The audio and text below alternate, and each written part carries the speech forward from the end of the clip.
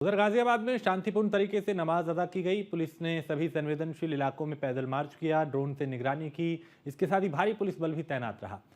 हमारे संवाददाता जितेंद्र गौतम ने एसीपी रितेश त्रिपाठी से बात की। उन्होंने क्या कुछ कहा, उन्हें सुनते हैं। गाजियाबाद में जुम्मे की पहली नमाज अदा की जा चुकी है। अभी 1 से 2 नमाज और बची है, जिसको लेकर गाजियाबाद पुलिस अलर्ट मोड पर है और लगातार पैदल गश्त और पैदल मार्च की जा रही है। ज़्यादा जानकारी के लिए एसीपी रितेश त्रिपाठी जी हमारे साथ मौजूद है, बातचीत कर लेते हैं। सर, किस तरह से पेट्रोलिंग की जा रही है और क्या संवेदनशील लग रहा है ये इलाका? देखिए, जुम्मे की नमाज़ को दृष्टिगत रखते हुए प्रॉपर पुलिस की स्तर से सारी तैयारियां की गई हैं और फुट पेट्रोलिंग और फ्लैग मार्च किया गया है यहाँ पे। इसके अलावा जो है सभी जितनी भी मस्जिदें हैं उन सभी पे पुलिस फोर्स की तैनाती की गई है। रिजर्व पुलिस फोर्स को भी यहाँ पर रखा गया है। सादे वस्त्रों में भी पुलिस फोर्स है। तो पूरी तरह से इंश्योर कराया जा रहा है कि कहीं भी किसी तरीके का लॉ एंड ऑर्डर से कोई चैलेंज ना आए।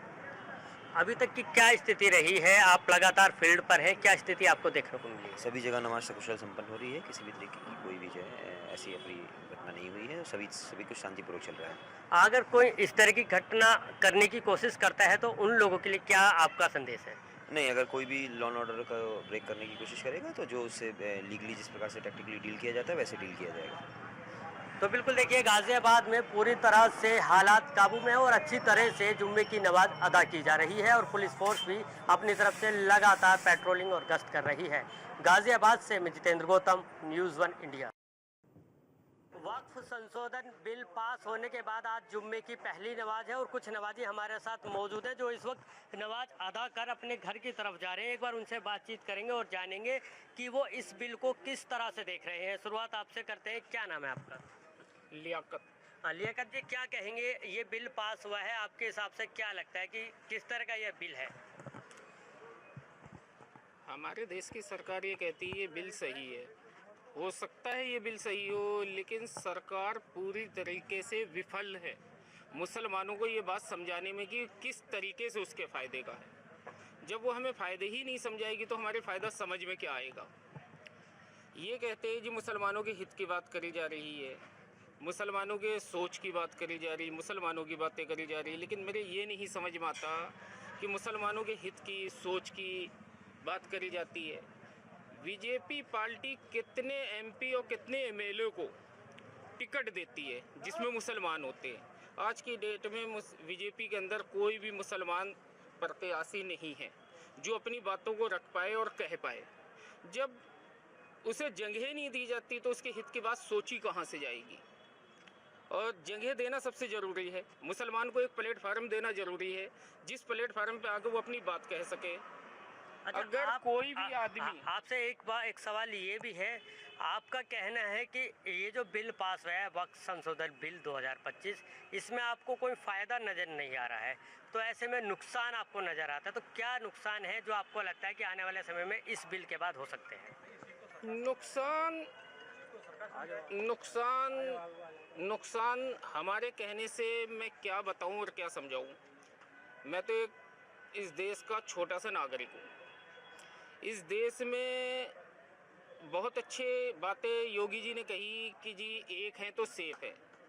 गलती तो हम मुसलमानों की जो हम इन बातों को नहीं समझे और हमने अपना एक मसीहा, अपनी एक राह नहीं चुनी।